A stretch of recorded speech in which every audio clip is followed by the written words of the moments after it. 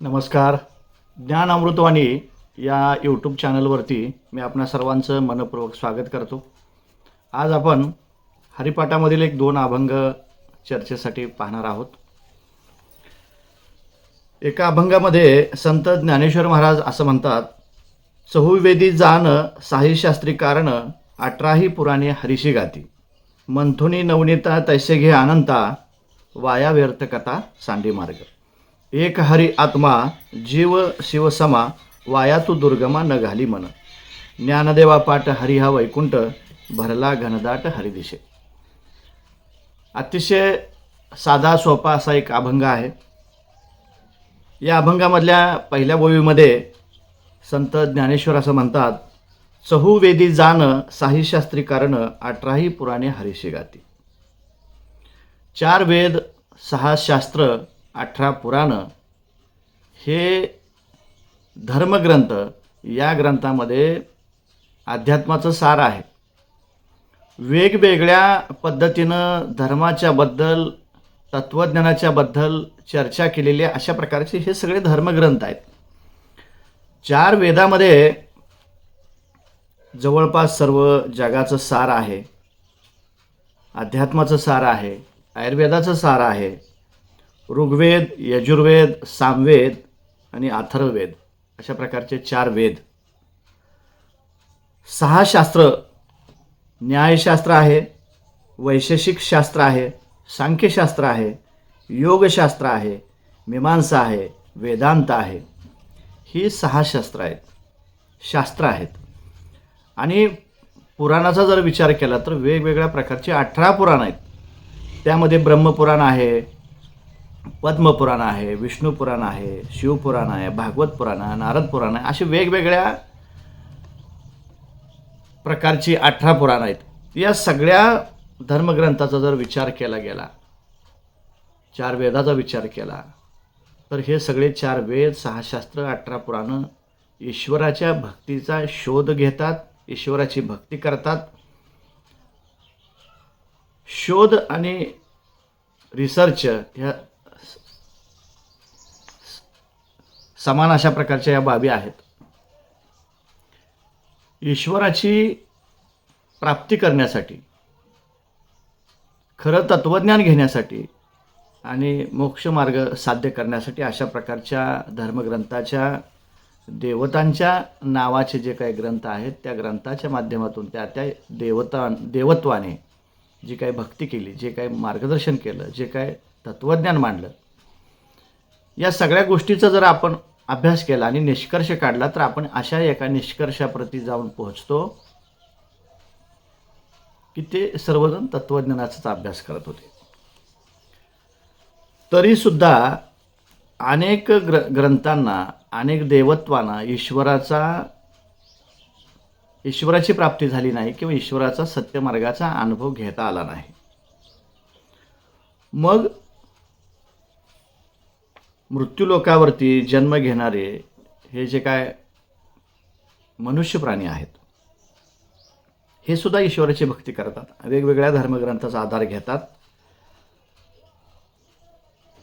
तर दुधापासून दही बनवणं, दह्यापासून ताक बनवणं आणि ताकाचं घुसळण करून लोणी काढणं ही जी काय प्राचीन परंपरा आहे, म्हणजे शुद्ध त्याच्यामधून काय काढलं, ताकामधून, तर लोणी काढलं. तर या सगळ्या धर्मग्रंथांचा चर्चा केल्यानंतर, संशोधन केल्यानंतर निष्कर्ष काय येतो, तर ते लोण्यासारखं ईश्वराचं स्वरूप येतं. आणि हे स्वरूप आपल्याला घेता आलं पाहिजे. हे बाकीचं सगळं टाकून दिलं पाहिजे, फक्त लोणी त्याच्यातलं महत्त्वाचं आहे ते घेतलं पाहिजे. वेगवेगळ्या ग्रंथ जर आपण वाचत बसलो, या सगळ्या धर्मग्रंथांचा अभ्यास करत बसलो तर आपला वेळ खूप जाईल आणि याच्यामधून निष्पन्न काहीच होणार नाही. आणि याचा अभ्यास करत असताना जर अचानक तुमचं आयुष्य संपलं तर मग आपल्या हातामध्ये काय राहणार आहे.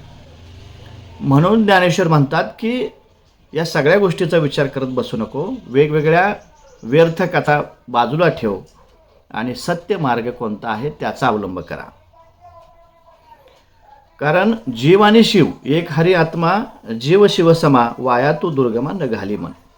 वेगळ्या ठिकाणी वाईट गोष्टीकडे तुझं मन घालवू नको. जीव आणि शिव हे समान आहेत.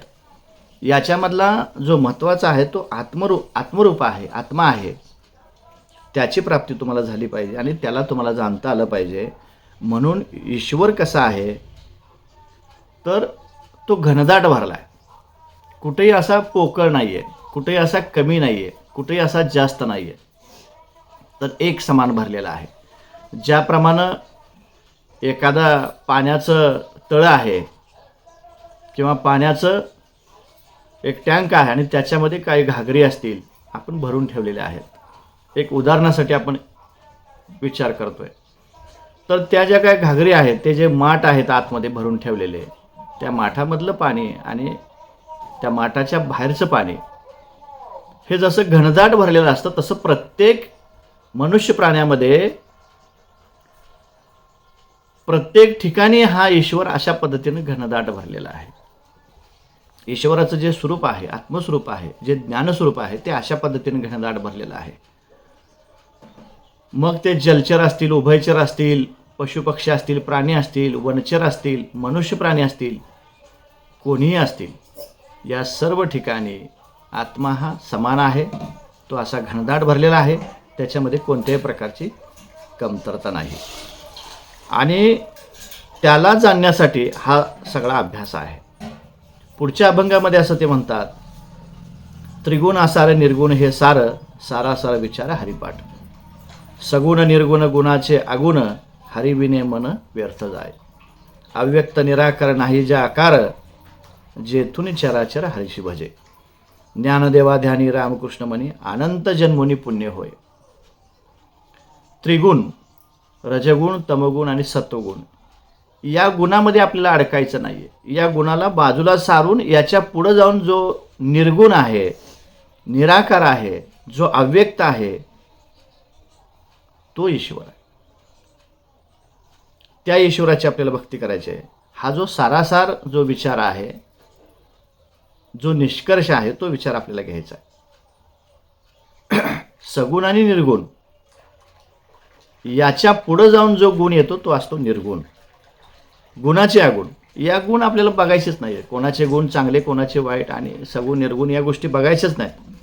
तर निर्गुणाच्याही पुढं जे आहे तो ईश्वर आहे. अव्यक्त निराकार नाही त्या आकार, जेथून चराचर हरिशी भजे. तो ईश्वर कसा आहे तर अव्यक्त आहे.